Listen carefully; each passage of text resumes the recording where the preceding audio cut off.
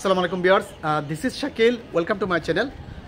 আজকের ভিডিওটা কি হতে যাচ্ছে আপনারা হয়তো এতক্ষণে থাম্বনেইল এবং আপনার যে টাইটেল আছে ওটা দেখে বুঝতে পারছেন যে আমি কোন বিষয় নিয়ে আজকে কথা বলবো।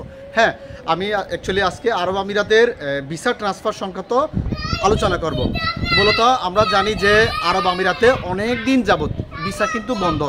2024 জুলাইয়ের আগস্টের পর থেকে কিন্তু ভিসা বন্ধ। এরপরে অ্যামনিস্টির একটা সুবিধা কিন্তু দিছিল, ওই সুবিধাতে অনেকে লুফে নিয়েছে, অনেকে পারে নাই। তো এখন পর্যন্ত অনেকে আমরা অনলাইনে নিউজে দেখতে পাইছি ভিসা খুলবে এ ধরনের সংক্রান্ত, কিন্তু বর্তমানে যে সিচুয়েশনটা দাঁড়াইছে যে বাংলাদেশ থেকে বা কেউ নতুন করে আরব আমিরাতে না আসতো এতে কোনো সমস্যা নাই, কিন্তু বর্তমানে অনেক বাংলাদেশি ভাইয়েরা যে লাইসেন্সে আছে ওই লাইসেন্স থেকে অন্য কোম্পানিতে ভিসা ট্রান্সফার করতে পারতেছে না। এটা হচ্ছে সবচাইতে এখন বড় ধরনের সমস্যা।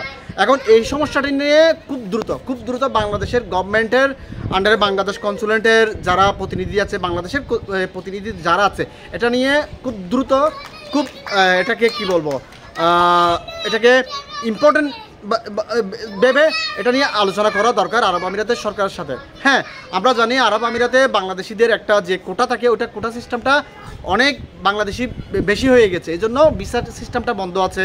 আরও বিভিন্ন কারণে ভিসা বন্ধ আছে সেটা আমরা জানি, কিন্তু ভিসা এখন বর্তমানে এক লাইসেন্সে সাপোজ আছে, অন্য লাইসেন্সে গিয়ে কিন্তু ভিসা লাগাতে পারতেছে না। এটা এখন সবচেয়ে বড় সমস্যা।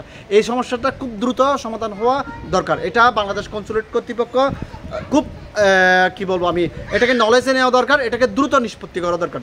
কারণ অনেক বাংলাদেশি ভাইয়েরা ভিসা এখন লাগাতে না পেরে সমস্যার সম্মুখীন হচ্ছে।